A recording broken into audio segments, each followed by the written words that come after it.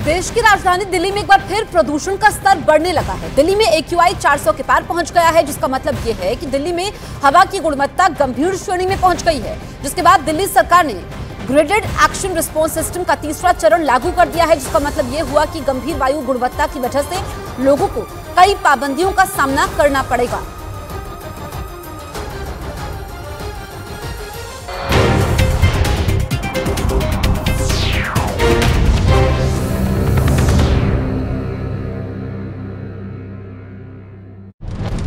को हुआ ये हमला कोई पहला हमला नहीं है, बल्कि इस साल पुंछ और राजौरी जिले में आतंकियों ने इस तरह कई बड़े हमलों को अंजाम दिया है और हर बार उनके निशाने पर सेना और सुरक्षा बल के जवान रहे।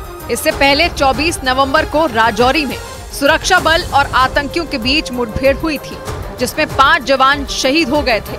ये मुठभेड़ करीब 35 घंटे चली थी, जिसमें सुरक्षा बल ने 2 आतंकियों को मार गिराया था। इसी तरह 13 सितंबर को आतंकियों ने सर्च ऑपरेशन के दौरान सुरक्षा बल पर हमला किया था और इस हमले में सेना के 3 अफसर और 2 जवान शहीद हो गए थे। और शहीद अफसरों में सेना के एक कर्नल, एक मेजर और पुलिस के एक DSP शामिल थे। हालांकि आतंकियों को भी सुरक्षा बल ने करारा जवाब दिया है। इस साल अब तक जम्मू कश्मीर में कुल 70 आतंकियों को ढेर किया गया। इनमें LOC पर 36 आतंकियों को मार गिराया गया, जबकि घाटी और जम्मू के शहरी इलाकों में 34 आतंकी मारे गए। इसके साथ ही इस साल अब तक घुसपैठ की 18 घटनाओं को भी नाकाम किया गया है। लेकिन राजौरी में हुए इस आतंकी हमले के बाद जम्मू में डोगरा फ्रंट के कार्यकर्ताओं ने पाकिस्तान के खिलाफ जोरदार प्रदर्शन किया। इस दौरान प्रदर्शनकारियों ने केंद्र सरकार से पाकिस्तान के कब्जे वाले कश्मीर पर हमला करने की मांग तक कर दी। और इस आतंकी हमले का विरोध जताने के लिए बड़ी संख्या में डोगरा फ्रंट के लोग सड़क पर उतर आए। जम्मू शहर से जो तस्वीरें सामने आई, उनमें डोगरा फ्रंट के कार्यकर्ता हाथों में भारत का झंडा लेकर नारे लगाते दिखे। इस दौरान कुछ लोग पाकिस्तान के कार्यवाहक प्रधानमंत्री अनवर उल हक काकर की तस्वीरें भी हाथ में लिए दिखे।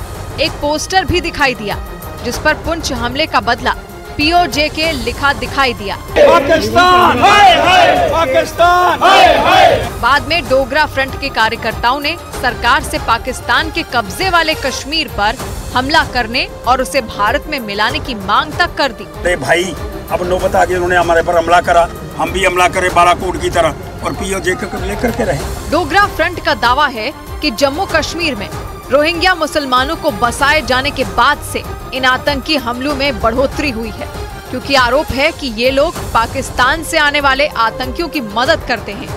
इस बीच संसद सुरक्षा चूक मामले में गिरफ्तार सभी आरोपियों का साइको एनालिसिस टेस्ट अब किया जाएगा और इससे पहले कल एक आरोपी का साइको एनालिसिस टेस्ट किया गया था। कल दिल्ली पुलिस की स्पेशल सेल की टीम एक आरोपी को लेकर फोरेंसिक साइंस लेबोरेटरी पहुंची थी और जहां उनका ये टेस्ट यहां पर किया गया था और इसी के बाद दिल्ली पुलिस ने ये फैसला लिया है कि आज सभी आरोपियों का साइको एनालिसिस टेस्ट यहां पर करवाया जाएगा। ये बड़ी खबर आपको बता रहे हैं। इस पूरे मामले में इन्वेस्टिगेशन लगातार जारी है। अब यहां पर ये टेस्ट भी कराया जाएगा। संसद की सुरक्षा में जो जबरदस्त चूक सामने आई थी, उसको लेकर पहले ही आरोपियों की गिरफ्तारी हो चुकी है।